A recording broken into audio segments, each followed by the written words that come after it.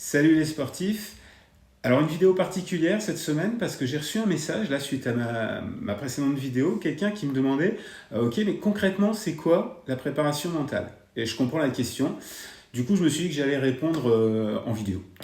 Alors la préparation mentale, c'est pas motiver quelqu'un, faire des phrases positives, l'encourager. C'est pas non plus apprendre à respirer 5 minutes avant un match.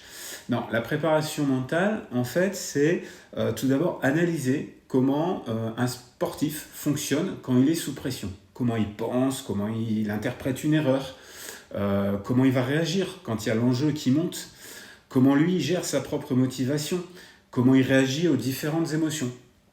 Et puis ensuite, on va travailler là-dessus. Donc on va modifier des comportements, on va reprogrammer des réactions, et on va essayer même d'exploiter les émotions plutôt que de les subir.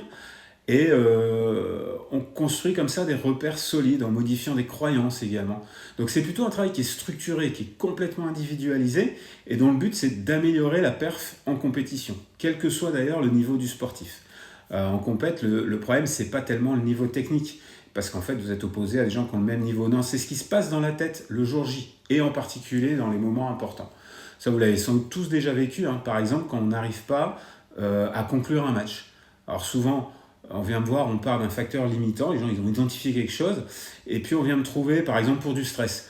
Mais en vérité, ça va être juste un élément déclencheur pour démarrer de la prépa mentale, parce qu'en fait on peut toujours améliorer sa performance, même quand on a l'impression que mentalement tout est ok. Les plus grands champions font de la préparation mentale. Alors évidemment, après, il y a des outils, la respiration, la visualisation, que vous connaissez sans doute, qu'on utilise par contre dans un but toujours très précis pour servir toute cette reprogrammation face aux enjeux du sportif lui-même. Voilà, j'espère avoir résumé assez rapidement. Je ne veux pas que la vidéo elle soit trop longue. Par contre, si toi tu as des choses comme ça, des questions que tu te poses, n'hésite pas. Moi, je réponds avec plaisir en vidéo aux questions que vous me posez, soit dans les commentaires, soit en message privé.